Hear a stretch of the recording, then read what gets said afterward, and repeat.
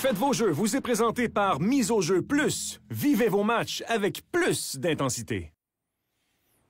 C'est le week-end de l'Action de grâce aux États-Unis. Les Américains en profitent pour remercier la vie pour les choses qu'ils ont, qu'ils apprécient vraiment.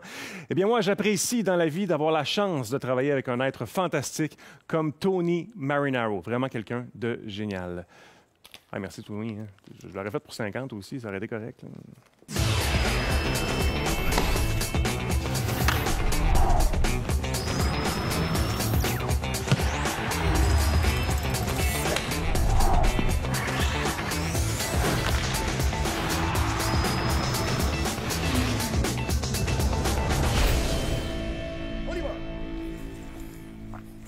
Salut tout le monde, bienvenue à Faites vos jeux. Martin, Tony, bonsoir. Salut, Mazon. Bonsoir. On s'amusait avant de rentrer en onde, n'est-ce pas? Écoutez, messieurs, déjà 3 matchs de football qui ont été joués cette semaine. Ouais. C'est pour ça qu'on va commencer en parlant de hockey. On reviendra au football tout de suite après. On va se poser une grande question existentielle. En fait, on va jouer un jeu. Le jeu, c'est Devine les champions. Devine les champions de division. Parce que presque au tiers de la saison maintenant, ça se peut. On commence à avoir une petite idée. J'ai envie de voir avec les offres sur Mise au jeu, qui vous voyez comme éventuel champion de division. Martin, d'abord. J'aime ça comme question parce que on parle souvent de la conférence, la wild card. Oui. On parle rarement qu'il y a 4 divisions dans la Ligue nationale de hockey. De moins en moins. Comment tu veux que les Bruins échappent ça présentement de la façon qu'ils jouent?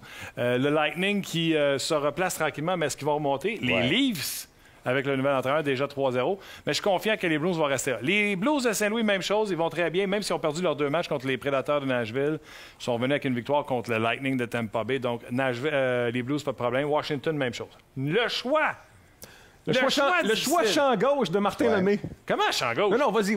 Quelle est la meilleure équipe de cette division? Je te le demande. Vraiment, penses-tu que c'est les Oilers d'Edmonton qui ont toujours pas de profondeur? Ouais. Quand les matchs vont commencer à être difficiles, c'est pas ça. Mike Smith, c'est pas ça. Non, la meilleure équipe de cette division-là, je te le donne en 1000, c'est les Knights de Vegas. Oui. Et les t'as raison. Knights jouent pour 500 avec Pacioretty, Stone, Stastny sur la deuxième ligne, une première ligne exceptionnelle qui se connaissent également, de la profondeur, des défenseurs exceptionnels. Et 3 Marc-André victoires à Fleury. leurs 10 derniers matchs. Là, t'as 3 raison. victoires à leurs 10 derniers matchs. Seulement 3. Laisse-toi pas aveugler par le coup. Là, tu as raison. Tu as utilisé la logique. C'est pas toujours la logique qui gagne dans le monde du sport. Moi, je n'aurais jamais pensé que les Oilers d'Edmonton, à ce stade de la saison, là, après 25 matchs, là, ils seraient la première équipe de leur division. Je l'ai jamais pensé.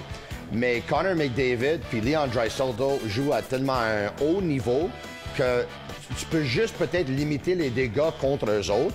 Oscar Klefbom joue très bien à la défensive. Leur gardien but tient leur but en ce moment. Écoute, moi, je pensais pas qu'Edmonton, mais la façon dont Draisaitl et McDavid jouent, tout le monde dit « Mais les Oilers, tu peux les battre, ils ont juste un trio, ils ont juste 2 gars qui peuvent te faire mal. » Mais de bas quand même. Hey, l'autre jour, là, ils ont joué en prolongation. Il me semble que Draisaitl a joué 4 minutes et 10 secondes de la prolongation de 5 minutes. C'est incroyable, là.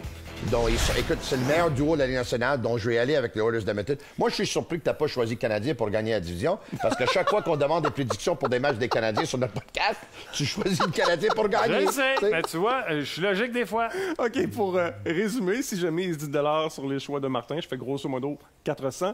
Et sur les choix de Tony, grosso modo 320. Tony a pris tous les meneurs de division actuelle. C'est un peu safe, comme on dit en anglais. Mais je te respecte là-dedans. Les Bruins et les Blues, sans aucun doute, sont les meilleures équipes de leur division. Oui. Non? Ben, on peut faire un argument peut-être entre Boston et Tampa Bay. Bon mais point. je pense que c'est les 2 équipes qui sont les mieux coachées avec la plus de balance. Allons-y sur le